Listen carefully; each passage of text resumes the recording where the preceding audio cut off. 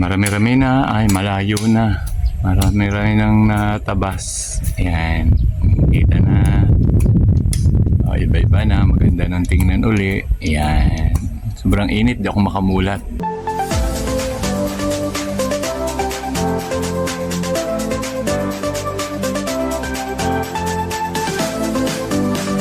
Hello po, magandang buhay po sa ating lahat. Ito na naman po si Sir Benji. Narito po ako sa harapan ng aming bahay. Pinapakita ko po sa inyo yung harapan ng bahay namin na talaga naman pong ang haba na naman po ng damo kasi po init at ulan. Ay siguro po yun po din ang dahilan kung bakit medyo mahaba na po ang damo. Kaya po naisipan kong pabawasan doon sa aking BFF, tutulungan ko po siya. Napakainit. Ano nga pare? Yan, oh. Yan, oh. Tatabsa natin. Oh, ba? Pabilis. Hagot eh. Kainit. Ay, ang lago. Ayan, nari po ang harapan ng aming bahay. Ayan, oh, yan po aking best friend. Mahaba din nga aming harapan eh. Hindi ko masyadong matamnam pa. Tatamnam ko rin iyan. Yan pare pagka nag-uulanan, ano? Bilis tumago pag nag-uulanan. Kasama pagka habang-haba na ng damo sa harapan. Ang garden maayos. Ayan, ang labas naman Kaya gusto ko rin ilinisin.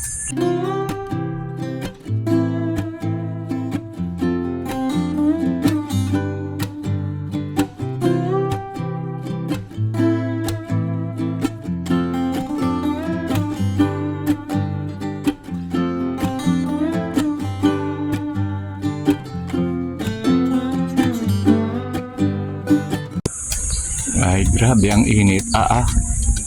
Kainit pare. Kainit. Kaya pa. Sabi mo pagka kakatawag na ng ambulansya. Ang init. Tamo, oh. Wala namang ahas ano. Napatay ko na ang 5 ng isang araw. Marami nang natabas. Ayan. Kita na. Iba-iba na, maganda ng tingnan uli. Ayan, sobrang init, di ako makamulat.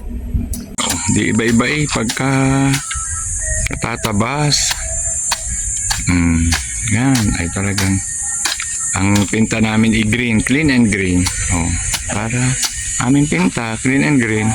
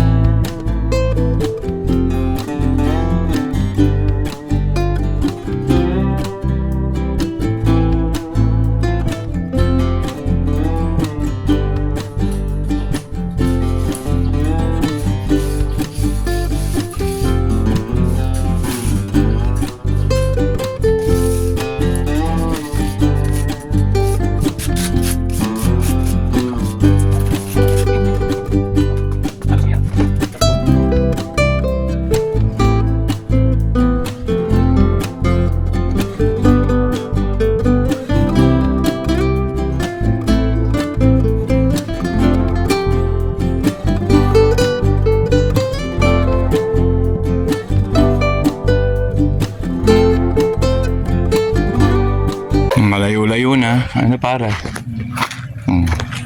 Talagang mag-uulanan at least Oh, yan. Kita na.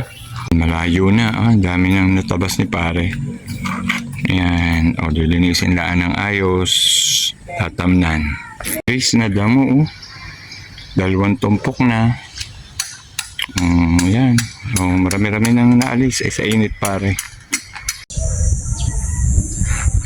Patapos na, malapit na. Ano pare? Ba? Malapit-lapit na. Ganda na. Yan. Ang init. Pakainit. Yan. Malilong na konti. Dini ako sa malilong. Yan. Para pag nagtag-ulan hindi masyadong malago pare.